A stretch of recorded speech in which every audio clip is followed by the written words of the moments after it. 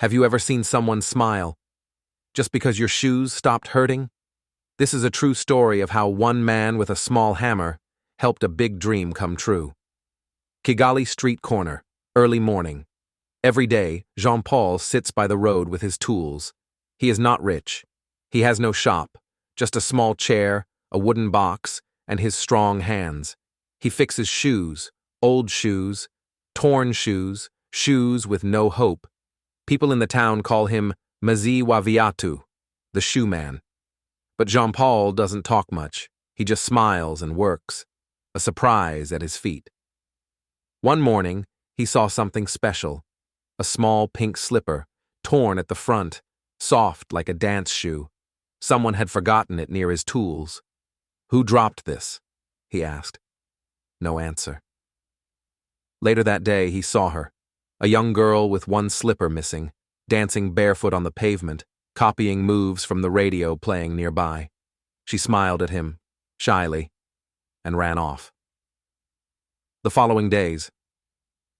The next morning, Jean-Paul cleaned the slipper, fixed the tear, and waited.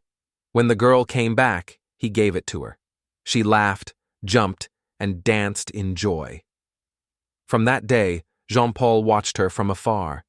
Every day after school, she danced near his corner. Sometimes she waved. Sometimes she brought him bananas. She danced like the ground was her stage, even if her shoes were old and tired. One rainy day, the girl didn't come, not the next day either.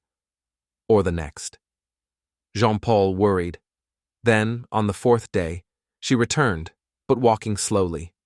Her eyes were red. "My slipper is broken again," she said, "and I have a dance show in 2 days." Jean-Paul didn't speak. He just took the slippers and worked all night. He added strong thread, new padding, and even polished them with cooking oil. When she saw them the next day, her eyes lit up. "Will you come to my show?" she asked. He smiled, nodded, but stayed silent. The big day. The town hall was full, lights, music, big people in front seats. Jean-Paul stood far at the back, wearing his cleanest shirt. Then she came on stage. She danced like the wind, like joy, like freedom.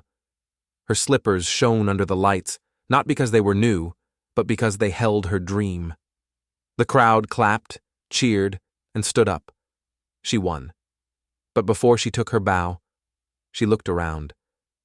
"Thank you to the man who kept me dancing," she said, "even when my feet were tired." Jean-Paul wiped his eyes and smiled. Back at the corner. Today, Jean-Paul still sits on the same corner. But now children wave. Mothers stop to greet him. And sometimes a young dancer brings him hot tea and stories of new dreams. Sometimes you don't need to be seen to make a big change. Sometimes the smallest help keeps someone dancing.